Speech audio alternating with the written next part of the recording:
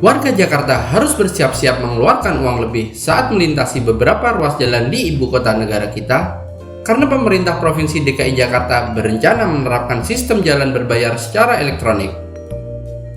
Dengan sistem ini, kita diharuskan membayar sejumlah nominal uang saat melintasi jalur yang telah menerapkan sistem tersebut.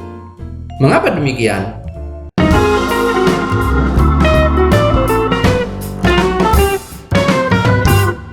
Mungkin bagi masyarakat yang belum tahu tentang sistem ini akan berpikir pemerintah mencari-cari uang tambahan dengan mematok tarif saat melintasi ruas jalan di Jakarta. Padahal, sistem jalan berbayar elektronik ini merupakan upaya lanjutan pembatasan lalu lintas yang telah diterapkan di DKI Jakarta seperti sistem 3-in-1 dan sistem ganjil genap, di mana sistem ini bertujuan untuk mengurangi angka kemacetan di Jakarta yang kian meningkat seiring meningkatnya pengguna kendaraan bermotor. Dan tentu saja, sistem jalan berbayar elektronik yang akan diterapkan di 25 ruas jalan Jakarta ini diharapkan dapat lebih optimal dalam mengurangi angka kemacetan di Jakarta. Sistem jalan berbayar elektronik atau dalam bahasa Inggris dikenal dengan Electronic Road Pricing atau ERP, pertama kali diterapkan oleh negara tetangga kita yaitu Singapura sejak tanggal 1 April 1998. Lalu diikuti pula oleh kota-kota metropolitan di dunia lainnya seperti London, Stockholm, Dubai, dan juga Milan. Dari penerapan ERP di Singapura, diketahui dapat menurunkan angka pengguna kendaraan bermotor hingga 25.000 kendaraan selama jam sibuk dan meningkatkan kecepatan pengguna jalan hingga 20%.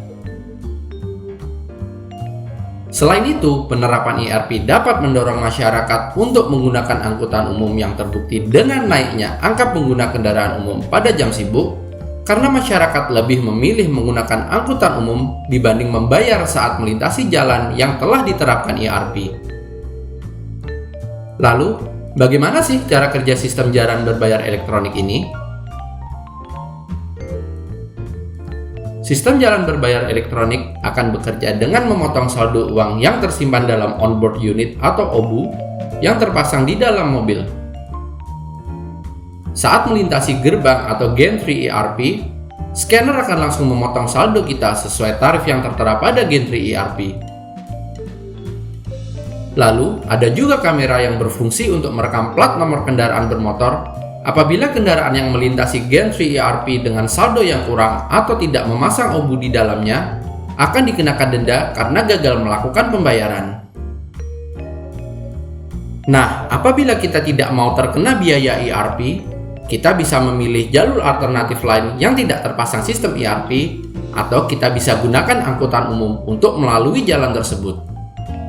Dengan begitu, kepadatan lalu lintas di ruas jalan tersebut dapat terbagi ke ruas jalan alternatif lain yang lebih lenggang, serta beralihnya masyarakat dari kendaraan pribadi menuju angkutan umum.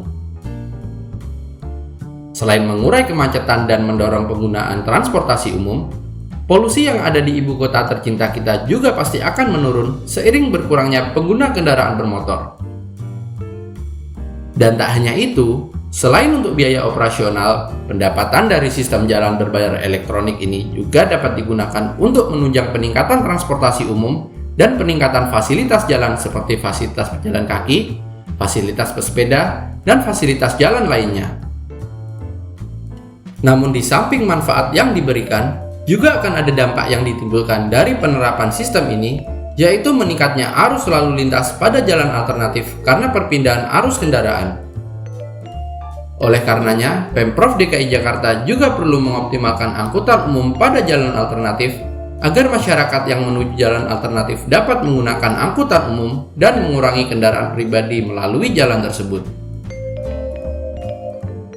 Selain itu, Pemprov DKI Jakarta juga perlu meningkatkan kantong-kantong parkir yang lebih banyak di akses masuk Jakarta dan terintegrasi dengan angkutan umum untuk memudahkan masyarakat yang akan beralih dari kendaraan pribadi menuju angkutan umum. Nah, bagaimana pendapat kalian tentang sistem ini? Setujukah dengan penerapan sistem jalan berbayar elektronik ini? Tulis pendapat kalian di kolom komentar ya. Jika kalian menyukai video ini, jangan lupa untuk terus dukung kami dengan cara like, share, and subscribe. Terima kasih.